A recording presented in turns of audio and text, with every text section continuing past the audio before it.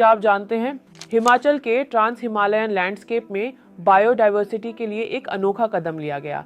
Forest department और researchers ने pin valley, Kibber, Chicham और लिंगटी बेल्ट में एक यूजुअल इंटीग्रेटेड वाइल्ड लाइफ सर्वे प्लान किया, लेकिन इस बार एक बड़ा डिफरेंस था। सर्वे की बैकबोन थी लाहौल स्पीति की ट्राइबल विमेन, जिन्होंने इस पूरे प्रोजेक्ट को कम्युनिटी साइंस का लिविंग एग्जाम्पल बना दिया। यह सर्वे 1 वर्ष में पूरा हुआ, बिना रश किए, बिना गैप्स छोड़े। पहले सर्वेस को 3 साल तक लग जाते थे। टेक्निकल टीम स्ट्रॉन्ग थी, biologists, trackers, camera traps, GPS mapping, पर सर्वे की एक्यूरेसी और फास्ट पेस्ड रिजल्ट्स का असली आधार थी लाहौल स्पीति की ट्राइबल विमेन। सबसे खास बात यह थी कि ट्राइबल विमेन को सपोर्ट स्टाफ नहीं बल्कि को इन्वेस्टिगेटर्स बनाया गया।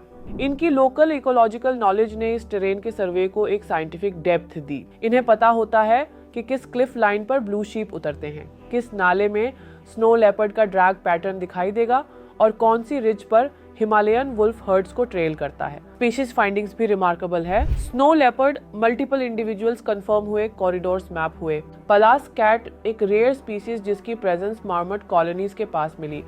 Woolly flying squirrel night vision camera trap से कंफर्म हुआ। लोकल विमेन ने ट्री हॉलोज का सटीक लोकेशन बताया। Himalayan wolf ancient lineage confirm हुआ। रिजेस आइडेंटिफाई करने में कम्युनिटी रिसर्चर्स का बड़ा योगदान रहा। Blue sheep, red fox, marten और आइबेक्स, इनका refined density data future conservation plans के लिए बेस बना। साइंटिफिक टूल्स और ट्रेडिशनल इकोलॉजिकल नॉलेज पहली बार एक इंटीग्रेटेड सिस्टम की तरह काम कर रहे थे। माइक्रो साइंस पढ़ना, जैसे जूनिपर पर फंसे बाल, बरो की गहराई, स्कैट का टाइप, फ्रेश किल स्मेल, जो केवल लोकल एक्सपीरियंस से आता है। लोकल विमेन ने सर्वे को डेटा रिच बनाया और डेटा को कंटेक्स्ट दिया। इस सर्वे ने एक बड़ी बात साबित की, कंजर्वेशन तब सस्टेनेबल बनता है जब कम्युनिटी को वैल्यूड रोल दिया जाए। जब स्पीति की महिलाएं खुद स्नो लेपर्ड और प्लास कैट को रिकॉर्ड करती हैं, तब उनके लिए ह्यूमन वाइल्ड लाइफ कॉन्फ्लिक्ट को समझने का नजरिया भी बदलता है। फॉरेस्ट डिपार्टमेंट के लिए भी बड़ी अचीवमेंट थी, क्योंकि ये public private community partnership high altitude biodiversity के सर्वे के लिए काफी सक्सेसफुल था, जिनमें कम्युनिटी और सिटीजन वैल्यूड हो और रिसर्च सिर्फ लैब लेवल पर नहीं, ऑन ग्राउंड भी रिजल्ट दे।